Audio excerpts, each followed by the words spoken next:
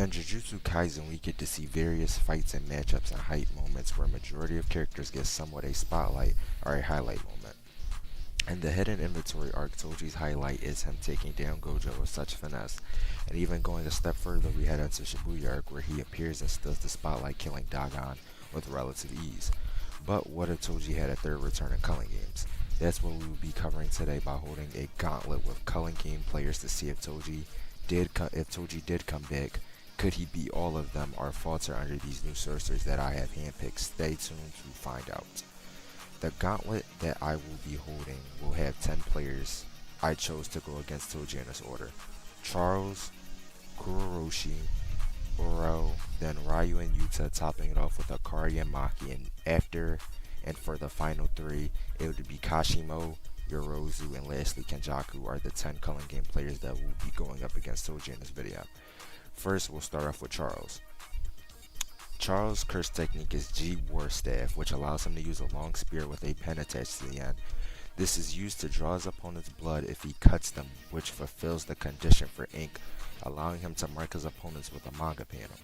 After all the requirements are met, he can then see 1 second into his opponent's future, but with the more blood he draws, it allows him to see further into the future, and with his feet he's able to cut and tag Akari, although in the end he loses to him. Now that I am done with Charles' capabilities, I will go over what Toji has first. His utility. I gave Toji Soul Split Katana, his normal arsenal Curse Spirit, and Inverted Spirit of Heaven. Now we already should be aware of Toji's Heavenly Restriction, but so it does not get repetitive and I don't have to keep repeating his scaling. Starting off right off the bat, he scales to Maki, which is able to go physically relative to 15 Finger Meguna, and strength and speed and being able to cause damage to him. Now note, Sukuna says his physical movement is fine, so he's not being nerfed in that category. So just with that alone, Toji and Charles' fight would be very short-lived to the fact Charles wouldn't be able to draw Toji's blood or land a hit on him, and even if he somehow did, the stat difference is so much that precognition wouldn't amount to anything to Toji, as he would just use Soul Split Katana and blitz Charles and stab him through the chest with the katana, which would of course kill him because he has no way of healing the soul or even as RCT in general. Now that it would really, not that it would really help in general. So round 1 goes to Toji. Moving on to the next round, we got everyone's favorite cockroach, Curse Kuroshi. A special grade curse at that. So let's go over his abilities and his feats. So for now, let's just call him Kuro to make it easier. Kuro can manifest a swarm of cockroaches, which Yuta states each one of them has cursed energy and are reinforced. This is such a threat that Yuta says it poses a threat to even him. Kuro also has a cursed tool called Festering Life Sword, a blade that mixes life and death. The blade can shoot insects from the back of the sword, which penetrates the skin, explodes when used on Yuta. It causes massive damage, and Ryu and Oro thought Yuta was dead until he used RCT and off guards Kuro and kills it. But besides the special grade cursed tool, Kuro does react to a base Yuta attack at least once. But the real question is all of that enough to take down Toji Zeni? And the answer to that is a lot more interesting than you might think. And I'll explain why that is. Although Toji is above Kuro in all physical stats, Kuro's curse tool and his swarm of cockroaches could still be troublesome. If Toji does not immediately blitz and take him down, at the end of the day, Toji does take this. Toji takes the second round. Moving on to Uro, one of the old era sorcerers. Brought back, Uro's curse technique is sky manipulation, which should be self-explanatory on its abilities, but unlike every other player listed so far, Uro has RCT as well, or it's at least implied to have RCT, or at least she's implied to have RCT by Uro's statement, or Ryu's statement. Uro is able to keep up with Ryu and Yuta in their 3 deadlock deathmatch, being able to send Yuta flying with an icebreaker and being able to use sky manipulation to destroy her opponent's attacks, which even breaks past base Yuta's defenses. Although, how would all of this pair up against Toji?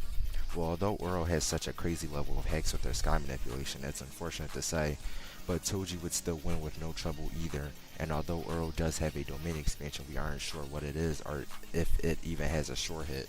And if it does, that would still mean nothing to Toji since he has no cursed energy and would not be recognized by the short hit. So once again, Toji would just overwhelm and blitz her with Soul Split Katana. Even with RCT, she can't heal her soul, and Toji would most likely go for a lethal stab to her brain or her heart, killing her anyways.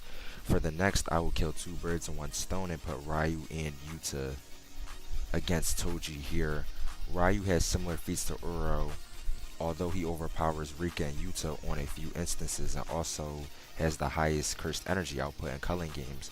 With Yuta and Rika with Yuta with Rika manifested is a slightly lower or close second to Ryu, and Yuta should be relative in terms of physical stats, with Ryu being slightly over due to the output of his physical attacks, which is what Yuta states. Now, Yuta on the other hand has a wide range of abilities like Rika, Cursed Speech, Sky Manipulation, like Uro, but there is a possible chance Yuta can win on his own, and that's with Cursed Speech.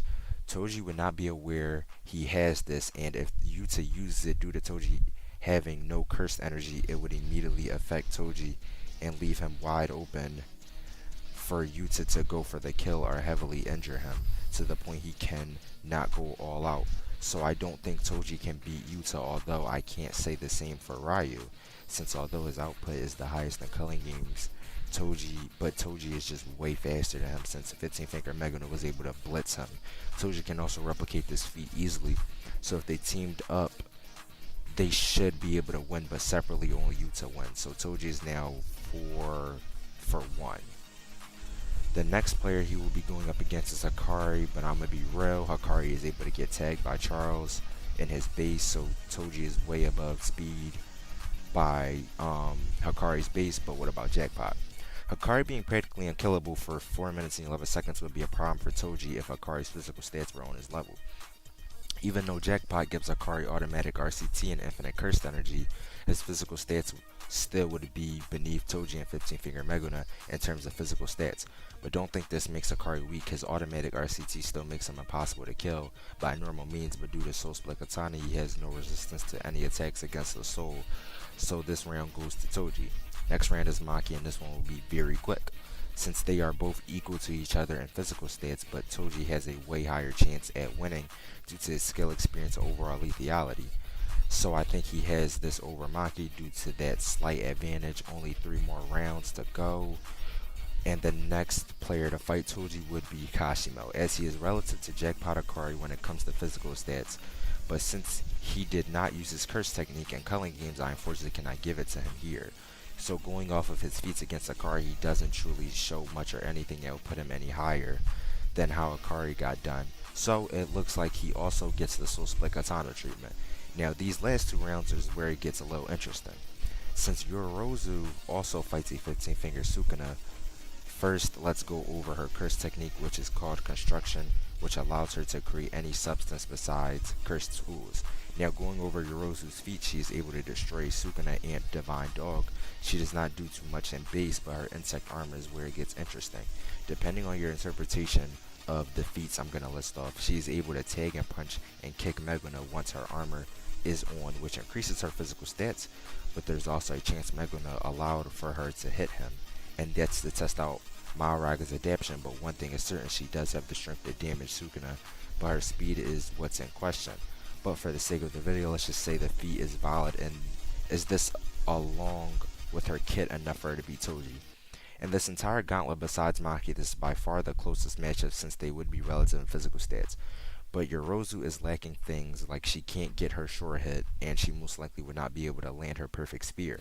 From what we are aware of, she has no RCT, so although I think it's close, I got Toji winning Extreme Death, just due to Yorozu missing half her kit, which is important. But if it came down to physicals, I think Toji could probably outlast and gain the edge on her. Maybe, but by any means is this fight a blowout? It could truly go either way, and with the final round of the Culling Games Gauntlet is Kenjaku the mastermind behind it all. Now we are aware Kenjaku has Gravity Technique, RCT, and abundance of special grade curses along with Uzumaki. Although Gojo states that Kenjaku's curse energy amount and body are the same as Suguru Geto, we know this is valid due to the fact that Gojo uses his 6 eyes to check. So in terms of physical stats, it would still be on par with that of Geto, which means not even that far above JJK0 Yuta. Now, although his abilities might serve trouble speed-wise, Toji blitzes Kenjaku badly. If he could react in time to use his special grade curses or his gravity technique, it could be helpful, but Toji's speed would just be too great, and he would just end up stabbing him through the brain. And with that, that really concludes my Toji vs. the Culling game players, which he cleared with 9 wins and 1 loss, which is insanely impressive, being able to still beat sorcerers after that much time passed. Looks like Toji is still one of the strongest up to date in terms of at least the Culling games arc. It was fun talking about this. If you enjoyed, I would really appreciate if you could leave a like or even subscribe for more topics like this. But it's about time I leave you guys. Peace.